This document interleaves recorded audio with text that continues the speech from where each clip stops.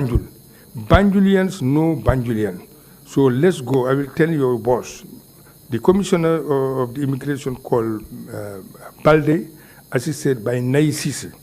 Nai said, me, I know Pap because of sport. I was a goalkeeper. Pap is a Gambian. Balde also, the commissioner, said to the minister, Bajo, who was the minister of interior, I know the Pap fathers, because Pap fathers used to come every time at the airport. I used to assist him. So the passport, I know that he's his Pap father. And I told them that if you have more, if you want more proof, the ex-director of immigration, Ibu Jani, he knew my father very well, and he was the one, even when the passport was lost, he helped me to get back the passport of my dad. So when, after meeting with them, Buba Balde also, late Buba Balde also came. He said, Pap, I knew him very well because we know that he's a Gambian. He was in Senegal to study there, but does not mean he's not a Gambian, because there are a lot of Gambians. I quoted them. Then even the school that I went in Dakar for the high school, I have 3 Gambians there. Charbel Elage, who is a prominent businessman, who was my schoolmate. You have Michel Hosseimi, owner of Banjul Pharmacy, who is a Gambian, and also who was there in the school. We are in the same school, so what is the problem? So Bajo said, Pap will call you tomorrow. So when the next day when I went, he said, well, I'm sorry, we did our investigation. I reported the matter to State House that really it was wrong move to question your nationality, because you show all the proof, the passport of your dad, the title deed of 42 Gloucester. That alone show that you are a citizen. And citizenship, even if you are born in China and one of your parents was born here, you are a citizen. Much more that you are a citizen. So that was the scenario. So from what you understood, the instruction to question your nationality came from State House. Yes. Is that correct? Yes. Considering that in 1995 you were 45 years old, were you surprised? Was that the first time your nationality had been questioned? Yes. And were you surprised? How did that feel? Well, I said it's part of my job, because questioning nationality of journalists is not the first time. You know, you had my previous colleagues, Yoro Jallo, Babagale Jallo, all of them, they questioned their nationalities. All this is to discourage us, to make us fear to the detriment of our job. We will not allow, because documents speak volume. If you have your you speak, so it's okay. So nothing. Had your nationality been different, meaning if you came from another country, what do you think would have happened to you? Well, if at all I didn't have the proper documents of my dad, the passport itself. You know, I wanted to bring you even the passport, the title deed, but he said to me, this is not a court. You asked me that. If not, I will show publicly the passport of my dad. The photo. Well, we don't doubt that you are Gambian, so. And this was in 1995, less than a year after the AFPRC regime was in power. Yes. What did that signal to you as to how the regime would treat journalists? What was going through your mind at the time, considering your ordeal? You know, when they took over, I mean the junta, it was, the honeymoon was only 2 months between the journalists and the junta. Because at first, when they took over a Friday. So Monday, when we went to State House, the then chairman reassured us that first I will stay for 2 terms, 10 years. He said I will not, no Gambian will stay more than 10 years here. I'm ready to fight corruption. So now, journalists, it's your turn to help us to work together to expose the corruption, the nepotism which existed. But that only lasted for less than 2 months. Then after, Jammeh itself changed a new page, which was a big surprise for us. Yes.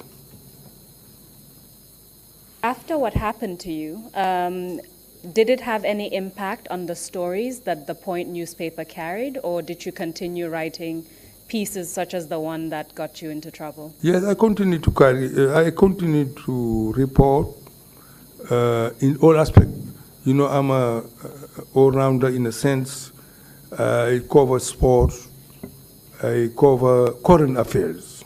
So if at all there is a big news, I went for it, double check my sources. When it is correct, I publish it.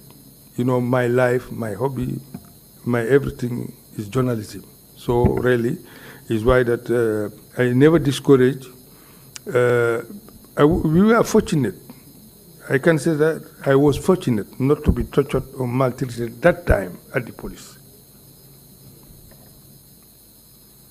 You already told us that you worked with the late Data Haidara at Radio Seed in 1970 onwards.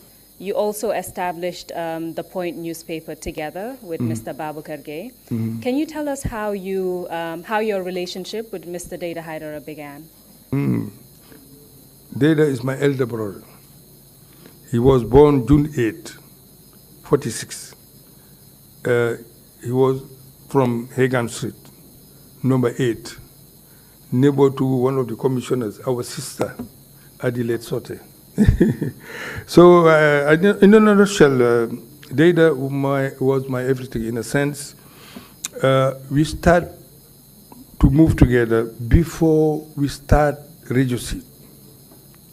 Before we were employed, we used to meet 27 Perseverance in Banjul to the house of late Badou Mbengue, who was working in the Senegalese embassy, a man who was very open, may his soul rest in peace. So there was a gathering, all those who were doing French, foyer school, we used to go there, and since then, my father, when this opportunity of Radio Seed came, he prayed for us to get the job. Before Radio Seed, we were together. So Data, he was elder than me for 4 years, because 46, me 1950. So I took him as a brother, not friend, but a brother. How would you describe him? What kind of person was he? Very humble, very generous, very, very generous. He was the one who initiated 1982 the cemetery of Joswang to be fenced. He asked me to come. We had a meeting with some elders. We said the cemetery moved since 1981 here in Joswang. So now we are in 1982. The best thing is we write in the papers, we'll go to some people to get funds to do the fencing. Beside that, whenever somebody financially has a problem and he can help, he do so. He encourages youth every time to be educated. When you are educated, or sometimes when he is sponsor or the Point is sponsor, he will make sure that he will have the results so that to know whether you are really eligible to continue with him about the trend to be educated or not. Because financially, when you spend something, you shouldn't have to prove. He was a guy who don't want take advantage. He defended the voice of the voiceless.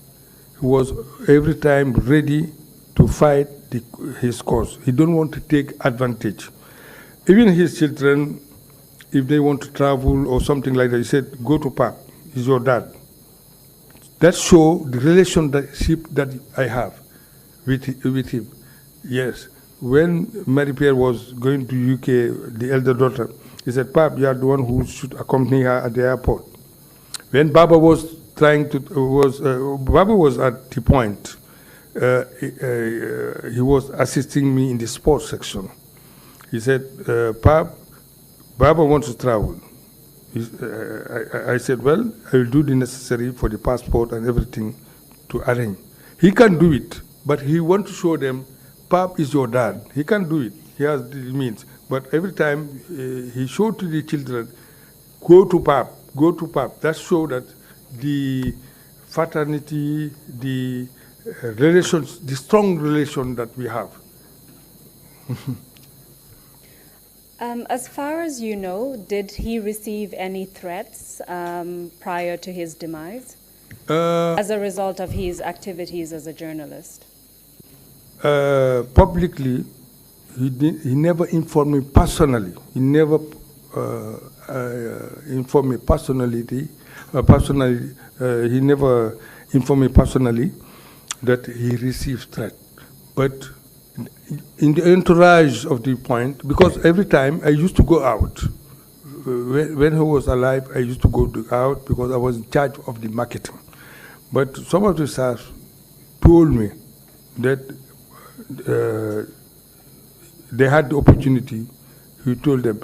For us, it was not a surprise because there were a lot of people who used to came to the office, like late Babu Sow, Sohaib Konate, said to him, you should be diplomatic with these guys. Because whenever you write story, people talk too much. Because Omar Barrow was killed year 2000. So you should be careful and also go home before 8 o'clock, 9 o'clock. But Aidara believe in his job and he has love. He loved the job. It was why that really, with all this, I'm sorry. Yes. So he sacrificed his life because he knew that he was always ready to fight for press freedom. You know, 2 days before he was killed, he was fighting for the bill, the commission bill. I know that it was enacted by the National Assembly, but he was not pleased with that. He wrote so many stories about that. So it was not a surprise for the Jammeh regime to kill him, to eliminate him. Because for them, he was a target. He was the one who was educating the public about their corruption, about other things. It was why that really it was targeted. My surprise is I will not make direct allegation because I took oaths. You know, I'm a Muslim. I don't want to take over. But I will leave you when you ask me another question. I will come to that point. Because I don't want to steal the show. Well, it is your show, yeah. Mr. Sen. All yours. I'm merely assisting, so I follow your direction. Yeah.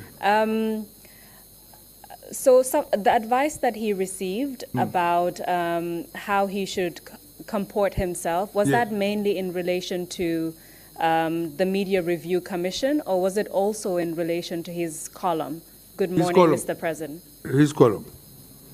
His column. Can you tell us about how you found out about Mr. Data Haidara's death? For me, it was a big surprise. You know, how to call it? 16 December 2004 was our 13th anniversary.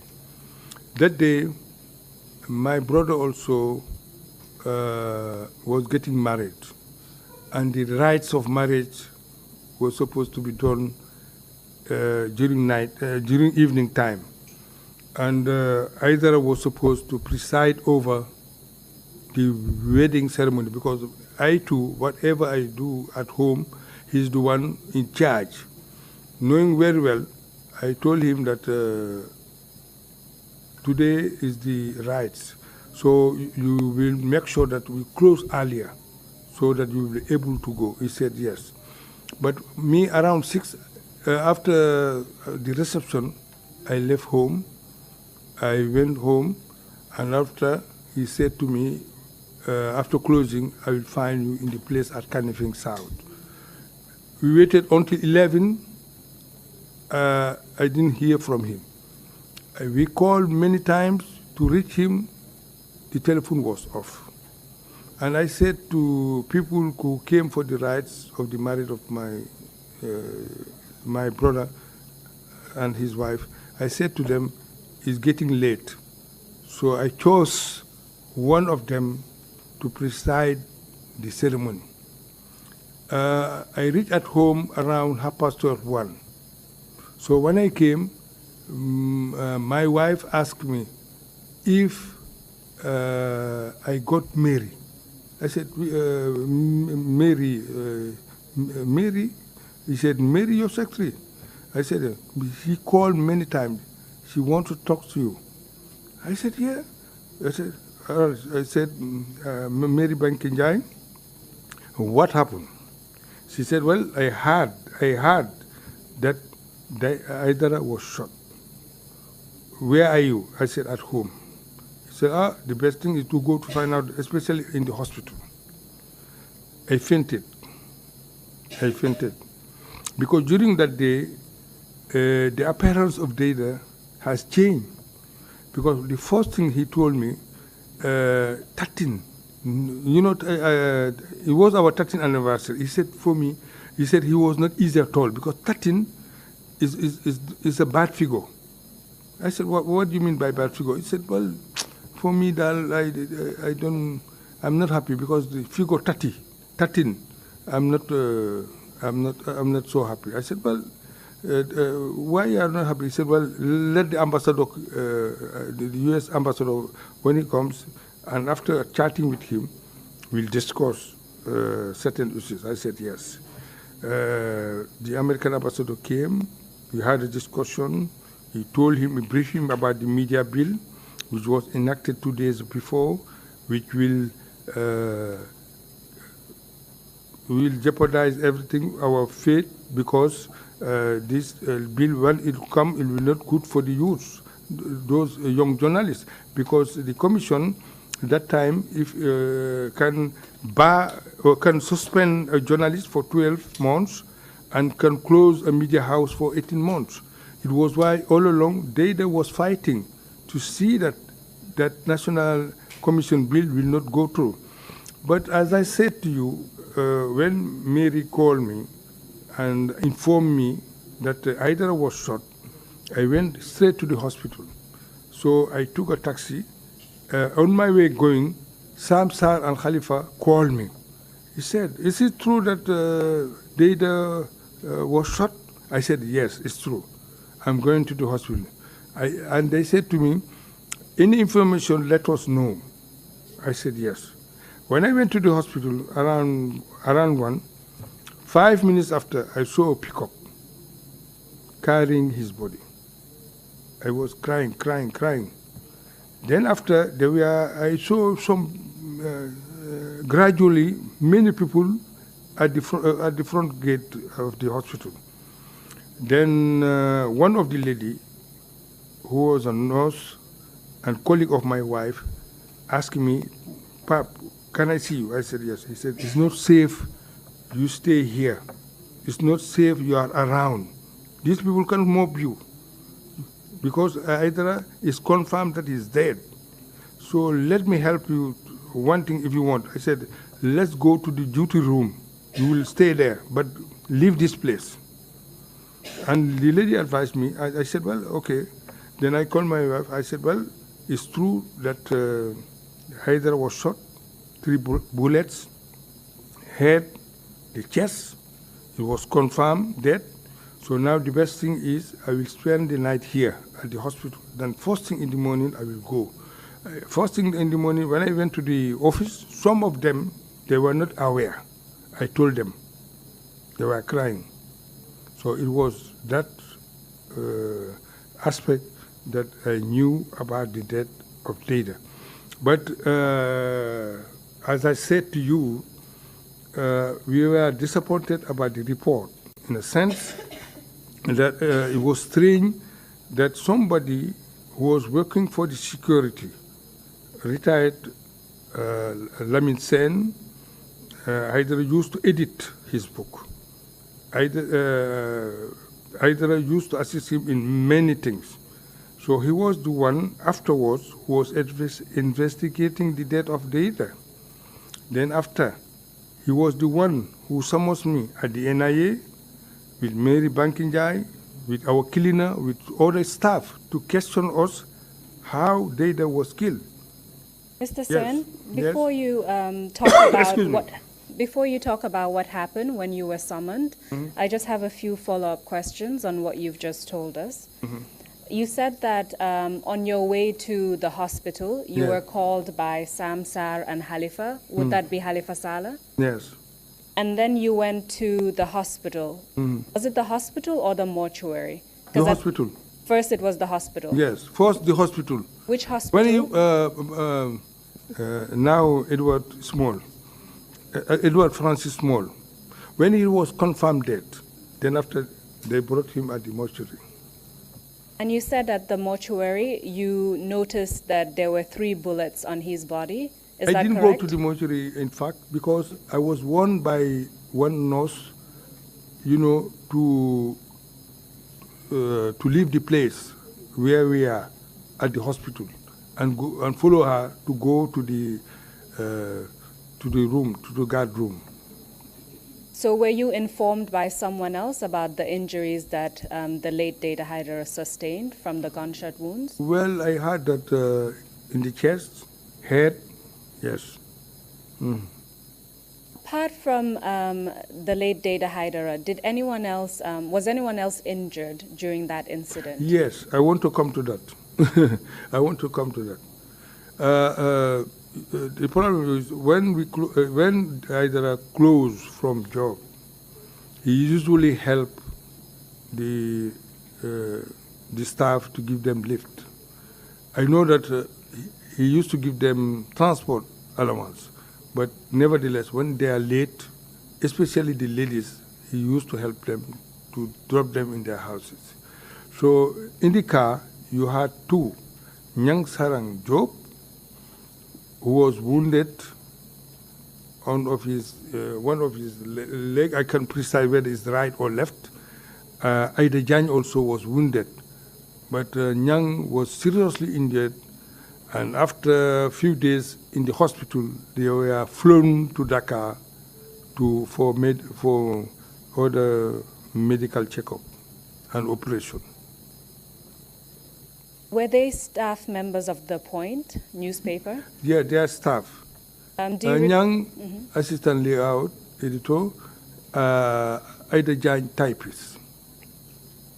You told us that you were summoned at the NIA premises, is that correct? Yes. Please tell us about that. 1 week when they at first, before NIA, it was the police. The police first interrogated me before NIA. When they died on the 16th, so on the 21st, I was summoned at the Banjul headquarters by the PRO, then called Aziz Bojang. So Aziz said to me, "We are interrogating you about Data's death. Do you know the killers?" I said, "No." "Do you know that he received threat?" I said, "It could be." He said, "Whom do you think is the author?" I said, "I cannot tell you. You are the police. You are the one who should investigate and tell us." He said, "Pap, if you don't tell me anything concrete, you will not go home." I spent there from 10 to around 6, interrogating me, whether I have problem with Data. I said, "No." "Financial problem?" "No." "Do you know the killers again?" I said, "No." So afterwards, when he knew that he did everything possible, I was released. But I spent some hours there. About 8 hours. I didn't write statement. I didn't write statement. He was questioning me and typing all about data and also my relation with data. So you spent about 8 hours at the police station? Yes. And is this correct? You were questioned by the public relations officer? Yes. Were you questioned by anyone else from maybe the criminal investigations unit or the serious crimes unit? No, what I can remember, the PRO, Aziz Bonyang, yes. And the questions centered around your relationship with Data and yes. To kill him. And even your potential involvement. Yes. I said no, I never know. I told them that how come Haidara, my brother, my friend, my everything, I knew, I was informed, a plan against him, and I will betray him. I said no. It was why they said they are going to detain me. I must talk. If not, I will not release. I said, God is great. You can detain me, but really I don't know anything about this. I don't know. For me, it was a surprise because even last week when he was killed, I left the office before time because that time I was busy for something, but I don't know anything. How did you feel about that investigation? How did you feel about the questioning? You know, after the police, the following week, I was called by NIA. An NIA officer called me. Said, "Are you Papsen?" I said, "Yes." "Can you come to NIA?" I said, "Well, for what reason?" I said, "We want to interview many things about the office, about lead data and everything. And if you have your checkbook, the checkbook of the points also, bring along the checkbook." I said, "Checkbook for what?" I said, "No, I'm not responsible. I'm not responsible to have the checkbook because the checkbook was with Data. It's only when he traveled he gave me the checkbook. So when I came, I was introduced to Lamin, retired Lamin Sen. I said, well, I know him very well because he used to come to the office, and Data used to help him to write his book and everything. He said, well, we want to know whether do you have any knowledge of Data's death. I said, no. He asked me whether I have any financial problem with Data. I said, no. And then after 2 hours, 3, they released me. But afterwards, I understand they call Mary Bankinjai, the cleaner, and other staff to question them at the NIA. For us, it was a big surprise to know that Sen was working still there, because the way that he was coming to the point, we are friendly. We never know that he was there, and also being the investigator of Data deaths.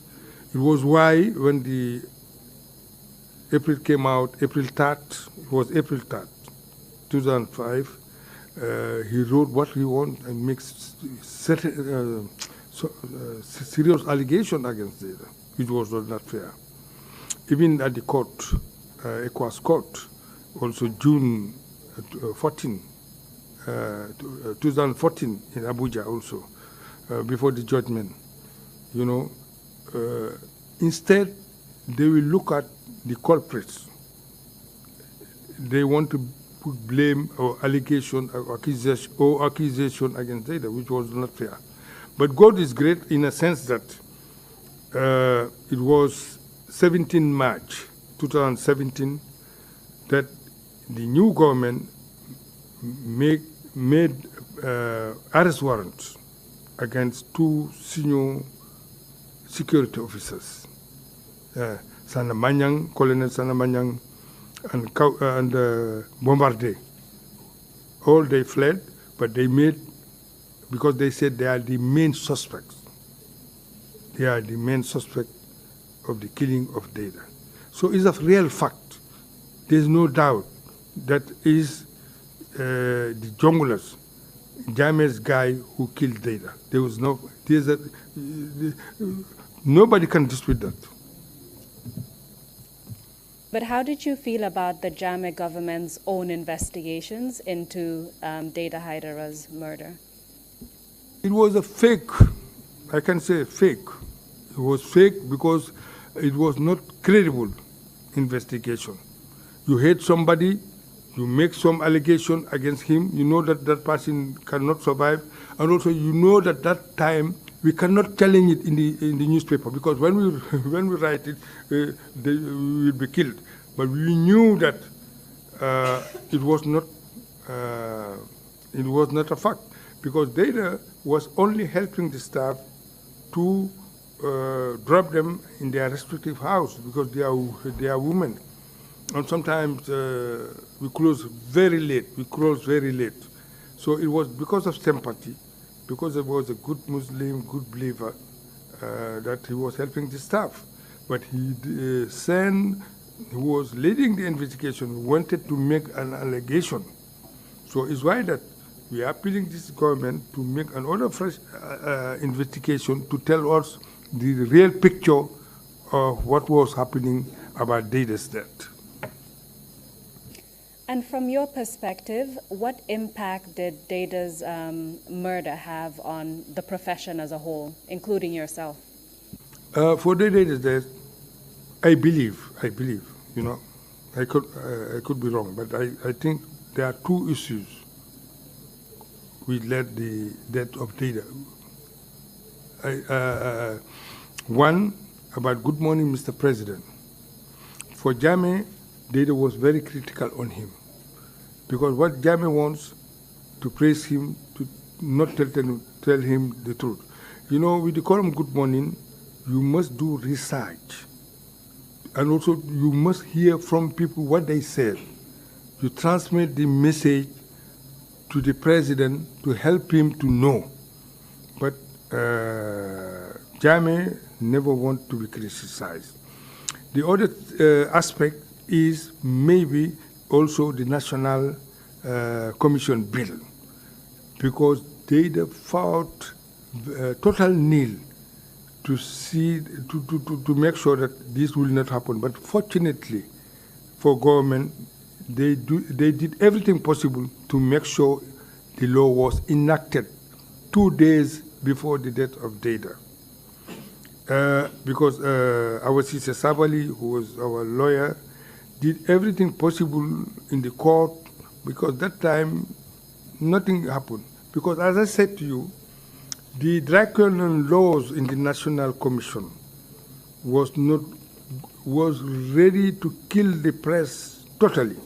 In a sense, the commission, 11 members, if you are brought to the commission as a journalist, when you write something and it's not true or is alarming, you could be banned for 1 year. For any media house who welcome those kind of stories and publish it, that media house will be closed for 18 months. It was why Data, Yoro Jallo, and Demba Ali Jawo, all, they sued the government and Samsara and others because they wanted free press. It was why they said no to those, for the National Commission bill not to be enacted, for the national bill not to be au fait with the reality of press freedom. How did Data's death make you feel? You as well as other journalists, how did you feel about it? I said to you when I heard the news, when Mary called me and confirmed that he was shot, I fainted down. In a sense, the love, the partnership that we have, really. After his death, the paper was closed more than 3 weeks. Why? We could have done it the following week, but there was a hesitation for me to continue the profession. I had pressure from my family, I had pressure from friends not to continue the job. But thank Allah, one of my colleagues, Demba Ali Jawo, came to me and said, Pap, either you accept or not, soon or later you will die. You will die because it's natural that when you, in life, life cannot continue. You must continue this job to make happy data. If not, you will betray him. So those kind of statements move me. Mrs. Aidara, also Maria, who is my sister, I name her after my daughter, good friend of mine, said to me, Pap, well, this happened. We take Allah. So we re-establish the paper and we carry on the job. But it was not easy at all when the paper was closed to reopen it. But since I have pressures, some said no, some said yes, I was confused. But after realizing that sooner or later nobody will be exempted for that, I said, well, let me continue. Because of that, I had many opportunities even, to go away with my family. But I said, I will never betray Data, because his belief was press freedom. His belief was to make the paper higher. It was why even when he died, 2005, the paper became daily, and the paper itself won several awards. Thank you very much for that, Mr. Sen. We've come to the end of this session. Thank you. So I will hand over to Mr. Chairman for us to take a break and then resume again. Mr. Chairman, thank you. Thank you very much, Council. Thank you very much, Mr. Sen, for that very detailed testimony. We would take a lunch break, 1 hour, and then come back sharp 3 o'clock. Meeting is adjourned. Thank you.